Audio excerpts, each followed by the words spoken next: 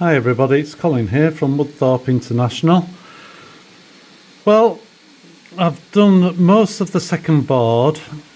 There is just one more feedback to go in when I get that piece of track on, and I've got two spare points that I can wire into this, but otherwise this is it. This is the smallest one, or the smallest area I can put a board, so it's a bit tight for space because of how my framework is underneath this board, and I wanted one here just so I didn't have to have the wires going too far. But it works. I've sat here and I've put all the wires in without having to bend down. The only thing I've had to do is just to reach underneath to grab the wire, to pull them through, to put them like through the holes wherever I've put holes, and then it's just come along the trunking, thread them back through and bring them down to the board. And everything's got names on. Well, that one's got a name on. They've all got names on and tags, so if any of these come out, we'll know where they should go back in and what each set of wires are. Like that is American point 26, and there's American point 27. That is that one there and one there. But it's these trains, I've got 3 trains running, and it's all on automation while I'm just doing this video, and while I can do other things like lay more track. But I'll just show you this up in place.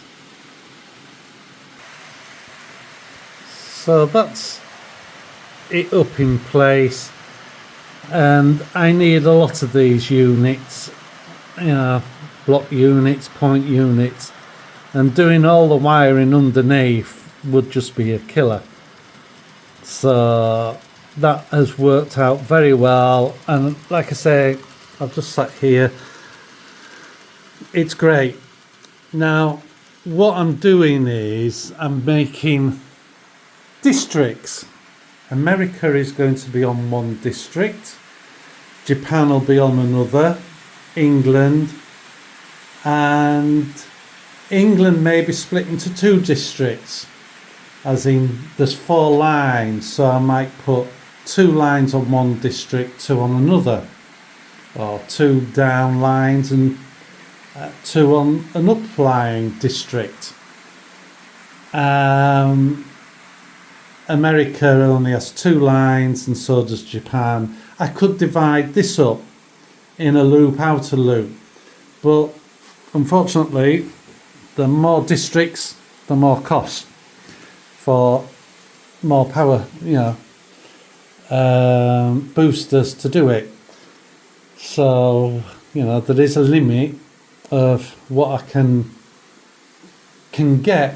What I may be able to do later on is change it. It might be interesting. This train's just going to set off and it's going to go over the bridge. But it's really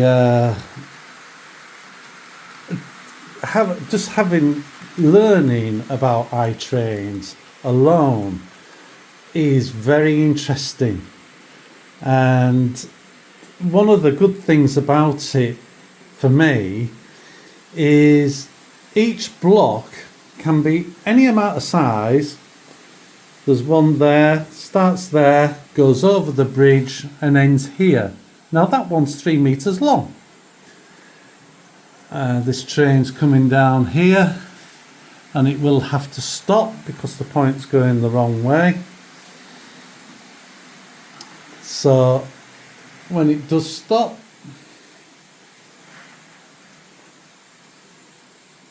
it's waiting for the train to come up the helix to release it. There's one going down the helix and one coming up it at the moment. But blocks can be different lengths.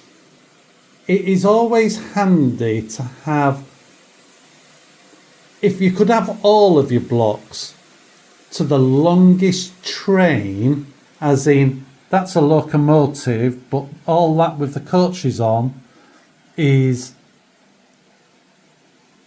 a train. So if the longest train was going to be 1.8 meters long as all the blocks are big enough for it, you'll have no problem. Now I'm trying to have round about the 2 meter length in blocks, but there will be some blocks what are shorter.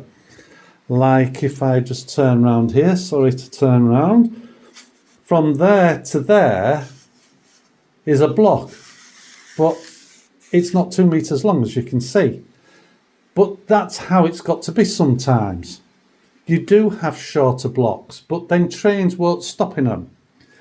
In automation, they may take up 2 blocks, stopping one, but the back end may be in 2 blocks. But iTrain knows what the length of your train is, or locomotive. So a locomotive, it would know, would fit in there. But a train, excuse me for turning around, that long won't. So it can stop them. It can stop a long one in here because it can't go any further because these blocks might be blocked, but it can go over the point, the next block, there's a point, because there's a turnaround area here under the hill. So, you know, it's very, very clever. Absolutely amazing what it can do. And then the other thing you can do with iTrains is have maximum speeds for different different locos. This one here, the Canadian Pacific one, is a 65 mile an hour maximum. That one is 70. But that particular train, including the loco and the wagons, has another restriction. Those wagons are restricted to 55. So that overrules the loco speed and the track. Now at the moment that is doing 40 because that loop from there to here, that block, is on a restriction of 40. From here round all the way around to this point, that track is on a restriction of 50. Now you might say that train's not doing 50. It isn't, because also around here is what the iTrains calls a station.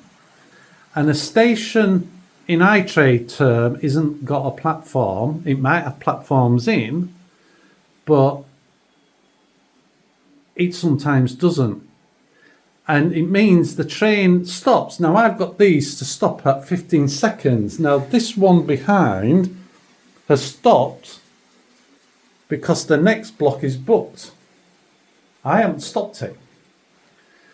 So when it's done its 15 seconds and it can decide where it's going, it sets off, and it didn't change the point because it's going straight on, and it's decided that's what it's doing.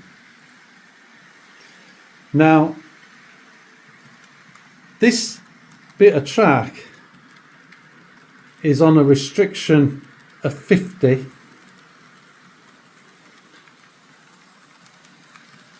Where it's going now is 40, but it's still not doing its speed because that point there is pointing down the helix.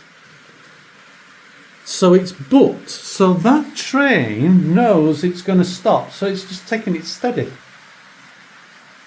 If it could have gone through that point, it would be going at its 40 mile an hour. The restriction of the track, because that's the lowest bit. It's basically what's the lowest it does. Now this train may stop, it may not. So that's going to stop. Now I know in my head what iTrain is going to do. It's going to change that point for it to go down the helix, because it knows there's a train on the bridge. So instead of waiting, it's going to send it down the helix. That's what I think it's going to do. So if we just wait. Yep, there's a point. The train is setting off. And this is the beauty of it. It makes its own routes up. There's one coming up the helix. That's the one what booked this point. Now what you can also do is have restrictions on points. Now these are the biggest points Picos do. They're long. But because this is 50, this track, and the next one's 40, there was no point me having unrestricted on that point. So the straight on is set for 50. But going round to the right, because it's a long one, that is unrestricted. Because it's such a gradual curve, it can go at the normal speed, because that is unrestricted speed going down the helix. So there's so much you can do. That is now going, because that one what was up on the helix coming up is away, so that one's released now. And it's just great fun. And it's actually very interesting setting it up. So the other thing what happens is, if it's in those wagons that are on a 55 mile an hour restriction,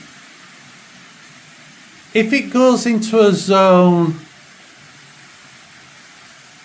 that is, I'm not going to use that as an example. Say this train is on a restriction of 70 mile an hour, because it's just, that's the speed of the top speed of that train pulling these coaches. Now if it goes into the bridge zone of 40 and it comes off here, this is 50, but it doesn't do 50 until the last wagon comes off the bridge and off that point. Now I can't actually show you this because that point's booked already, so that's going to stop over there. But it's so clever. So increasing speed only happens when the back of the train comes off the restriction block, like it does in the real world. And I find that absolutely, truly spectacular. But that is because the information you put in. This is why you measure the coaches or the wagons or the train. And that one's stopped there, ready, because that point is pointing down this line. So at the moment we've only got one train running and it's on the helix. This is waiting. It's chose to stop. That one's waiting.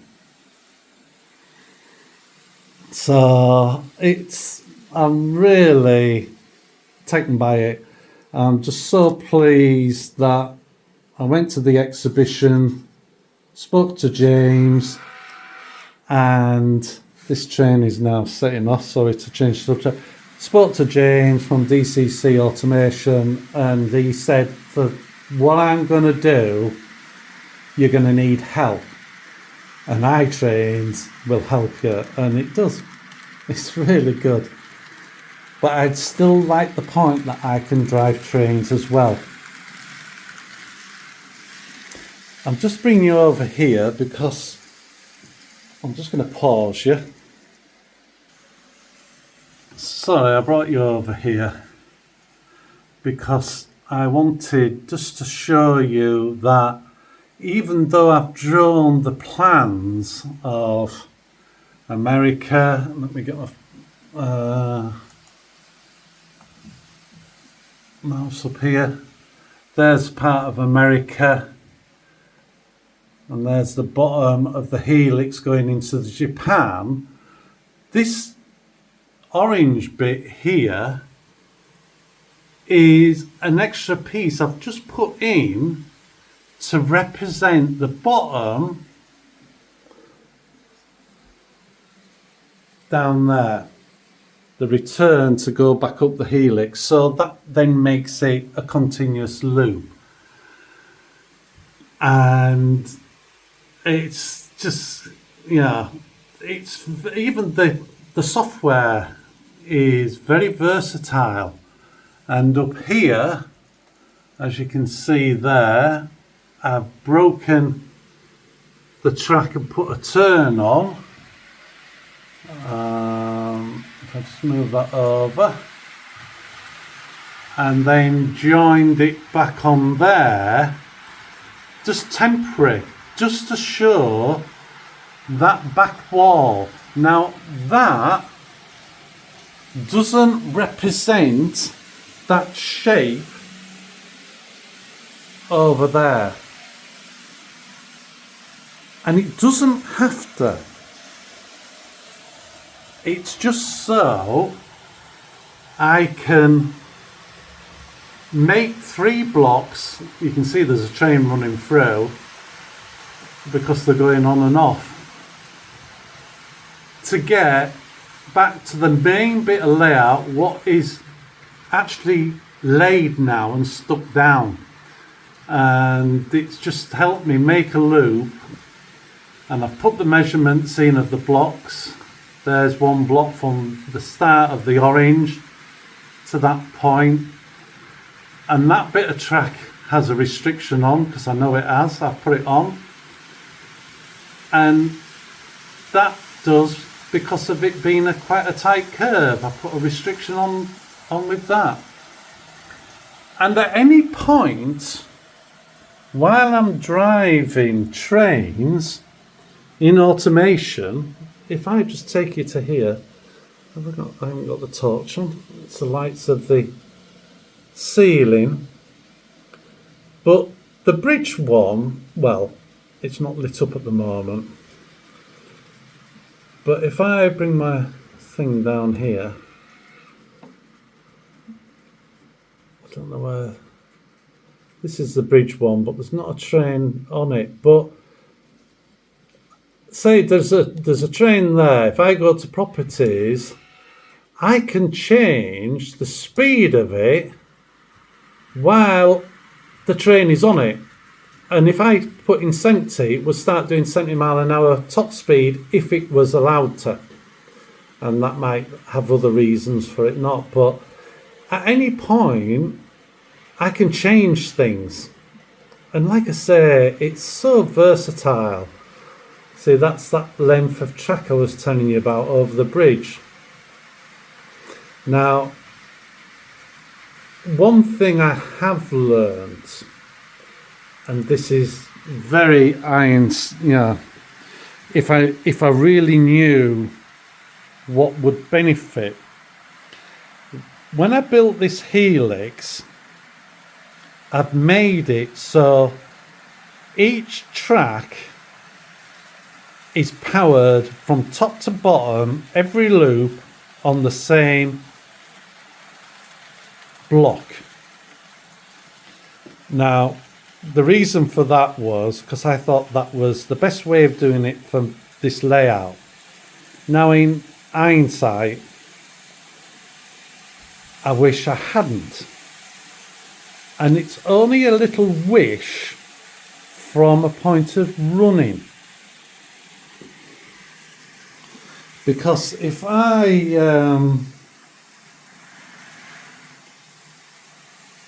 that train there is waiting for a train what is on the helix and has booked that point and that piece of track, because it books two things in advance. Well, 2 blocks if there's any points in there extra. Now, if it's just on the bottom, it has to wait until it does 34 meters to get to here. So what I should have done, and I can do on the next helix, is I'm going to divide the next helix into segments. And I'm going to have a go at doing this one. I'm going to do some testing first on a bit of Kato track and a bit of grinding, you know, with a cutter. Because all the wiring's there and it's all separate on each turn. So I'm going to try and make 3 blocks on this one. On the next one, I may make it into 4 blocks. And the reason so that what that will do is it won't book as it's coming up that point until it gets to the last block, because it hasn't booked, it's not trying to book the next one. So I now know how versatile iTrains is, and you can listen to people. People, you know, might say something on their layout and it doesn't dawn on you for your own, but playing and using it teaches you different things. So I'm going to have a go at making some blocks for this. I may put more on. If I can do 3, I might put 4 on. And it's so the general layout, there'll be more running on it, because it's waited all that time for this coal train to get up, and until the back of that train gets near that point what's on the side where it is now on the right of it, it has changed and now it's releasing. So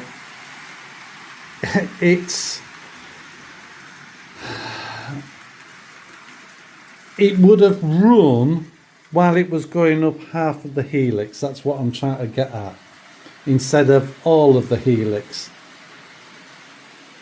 It might have gone all the way around and stopped there again. So I hope that was interesting to see.